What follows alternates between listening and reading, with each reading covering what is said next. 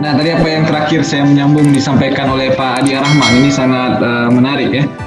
Jadi kelihatannya beliau ingin berpegang bahwa hukum dan etika itu tidak bisa dipisahkan.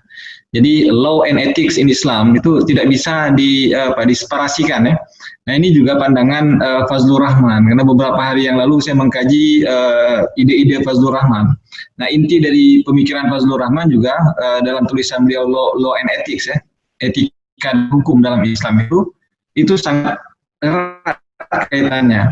Artinya ketika kita mencabut etika dalam hukum, sesuatu itu masih kita anggap sah ataupun halal, tapi sebenarnya sudah tidak beretika. Nah ini sudah jauh dari keinginan hukum. Ya. Nah hukum dalam Islam itu harus dipahami dalam dua konteks, ya. Harus dipahami dalam konteks kebolehan dan harus dipahami dalam konteks kebaikan. Jadi kebolehan dan kebaikan itu menyatu, ya, tidak bisa dipisahkan. Nah di sini saya coba ambil di buku ini lagi, ya, buku Ekonomi dan Keuangan, Makna Ekonomi Islam halaman 401. Nah, beliau di sini membawa analogi begini ya. Jadi jual beli itu kan halal ya, keuntungan yang diperoleh dari jual beli itu halal. Nah, tetapi bisa saja jual beli ini mengarah ke riba. Kenapa? Karena jual beli yang dikatakan halal itu adalah ya kullu bai'in mabrurin ya. Setiap jual beli yang mabrur. Ya, jual beli yang mabrur ini bagaimana? Ya jual beli yang beretika. Artinya ketika keuntungan itu diambil, keuntungan itu keuntungan yang etis, yang sesuai dengan nilai-nilai. Ya tidak ada paksaan, tidak ada penipuan, tidak ada penghisapan. Nah, jadi dalam konteks ini keuntungan yang tidak diambil dengan cara-cara yang mabrur, nah itu sudah mengarah ke riba.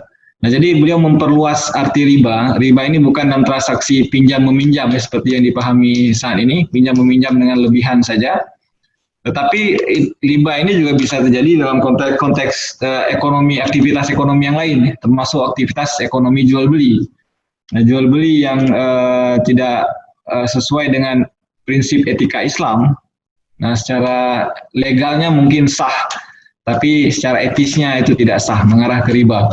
Nah, jadi itu yang mungkin selama ini juga luput ya di dalam praktek perbankan syariah ataupun ekonomi syariah kontemporer. Kita terlalu terfokus pada legal forms ya, pada formalitas hukum, tapi lupa pada substansinya. Nah, substansi pengharaman riba itu kembali kita diingatkan oleh Safruddin Purwanegara adalah the exploitation par home del home. Nah, itu Pak Solihin yang bisa bilang dengan fasih itu.